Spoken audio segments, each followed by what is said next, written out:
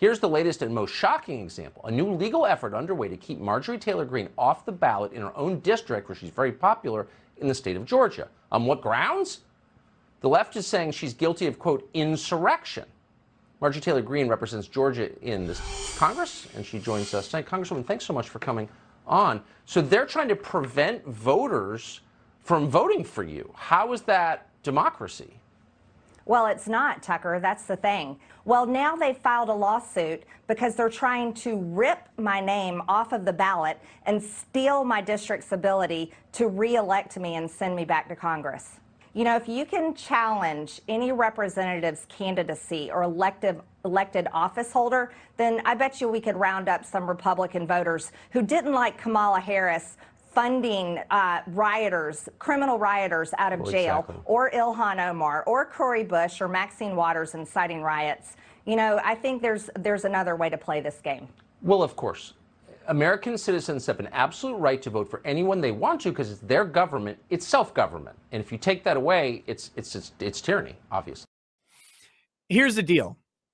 Let's do a lesson on the 14th Amendment real quick, because I think the people pushing the 14th Amendment thing against Marjorie Taylor Green have no idea. Like, they're just, well, they're trying to be legalistic about it. But we need to talk about why it was passed, I think. It's 14th Amendment, Section 2. All right. So this is how you teach the Constitution, by the way, because the Constitution was actually written in a way to be understood by normal people. So let's start this. Representatives shall be apportioned among the several states according to their respective numbers, counting the whole number of persons in each state, excluding Indians not taxed. By the way, that's who's not snipers. But when the right to vote at any election for the choice of electors for president and vice president of the United States, representatives in Congress, the executive and judicial officers of a state, or the members of the legislature thereof is denied to any of the male inhabitants of such state being 21 years of age and citizens of the United States, or in any way abridged, except for participation in rebellion or other crime, the basis of representation therein shall be reduced in the proportion which the number of such male citizens shall bear to the whole number of male citizens 21 years of age in such state.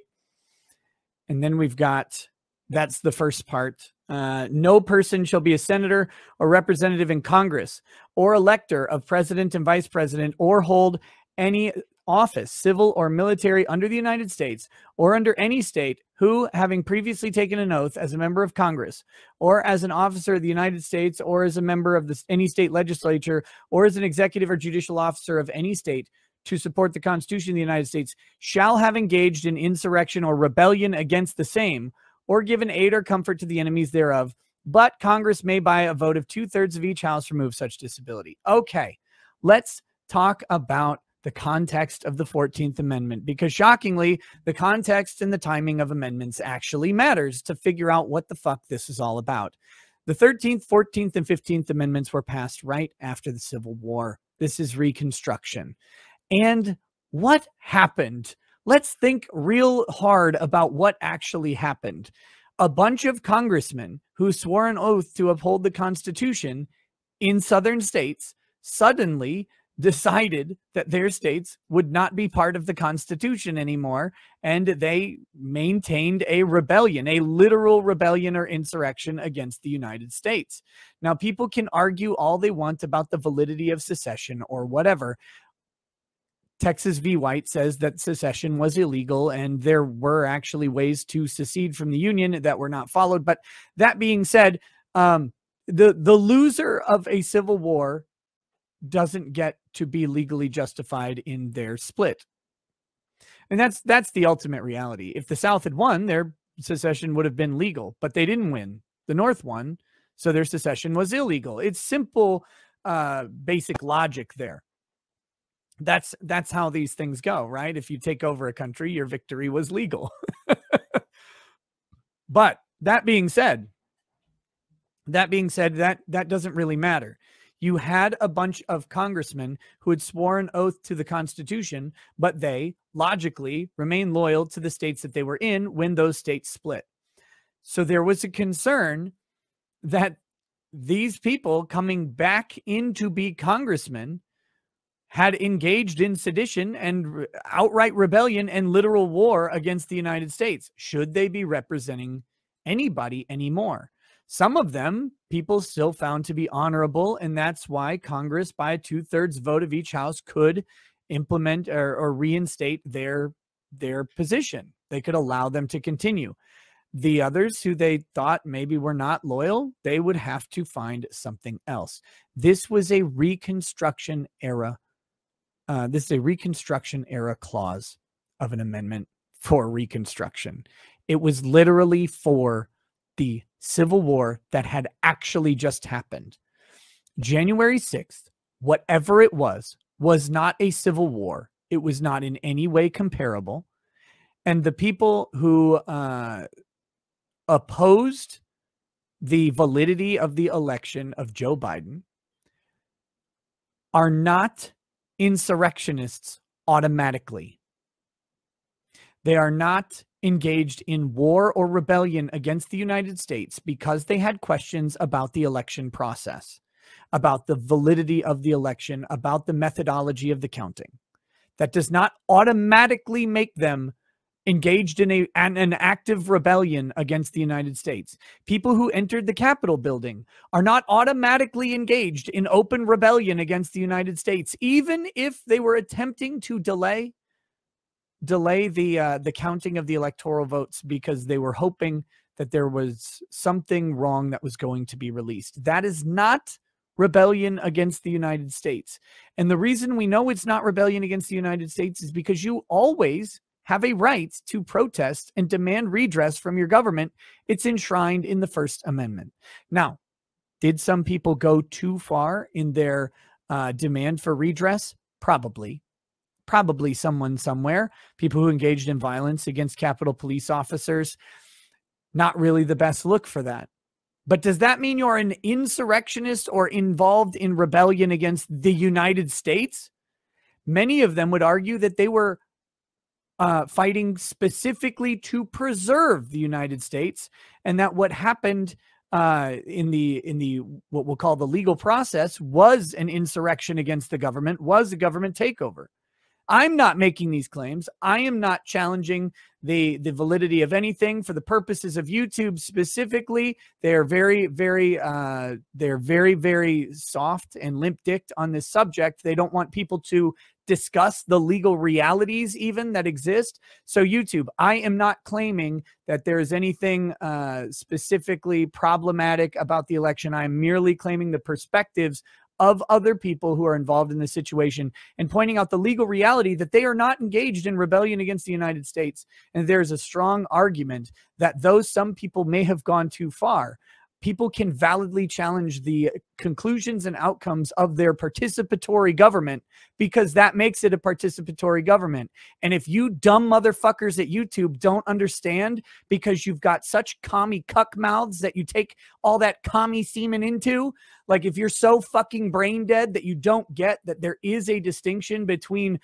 rebellion and merely questioning the integrity of a governmental process and the necessity of being able to question government at all times for anything, no matter how ludicrous someone else finds it, then fuck you. Question government at all times for anything, no matter how ludicrous someone else finds it, then fuck you. Okay, we got to point that out here. I hate having to give these qualifying statements because we're exploring the very real idea that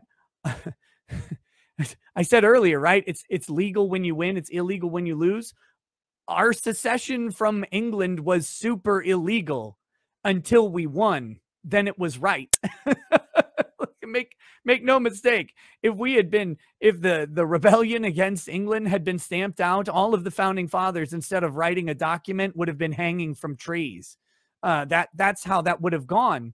Because that's the reality of questioning government, and specifically questioning a tyrant government that was hell-bent on political dominance. And that's why we have the system that we have, so that we could question our government, so that we could petition our government for redress, so we could question the outcomes of elections without hanging from fucking trees. So YouTube, I don't need you to tie the goddamn noose, okay? I don't need you to do that.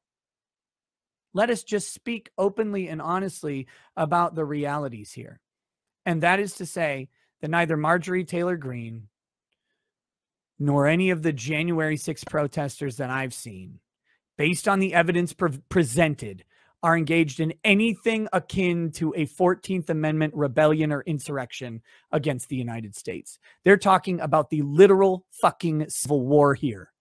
They're talking about taking up guns, forming regiments, and going to battle, costing the lives of over 500,000 Americans. We're talking about towns being burned to the ground as troops march by. We're talking about Union troops and Southern troops pillaging towns, raping women, burning buildings, hoping to literally overthrow the opposition party's government, to reincorporate the South into the North, or to so break the North that they can make their own sovereign in the South. Those are the aims. The South was engaging in rebellion against the government because the government technically included the South, and they said it shouldn't, that the government should be something less than that. They wanted to change the nature of the governing body of the United States fundamentally, not having a bitch fight over who won an election when people were confused about data and having questions about how it's collected. Those are vastly different things. I don't know where this started, but that's the basis of the Marjorie Taylor Green purported disqualification from Congress. And if they uphold the disqualification from Congress, then, and I don't like her. I'm not like, I know some people do like her. She's whatever. I'm not a fan of, I'm not a detractor. I don't care about Marjorie Taylor Green. Maybe that's a better way to put it. But like, I don't care if she's not in office anymore. I don't think she's like of some exceptional value or something like that. She makes a lot of noise, which is funny. But if they win and keep her from being in Congress, it sets a dangerous precedent to who can even ask questions. If you can't question the validity of the democratic election process, then it's not democratic anymore.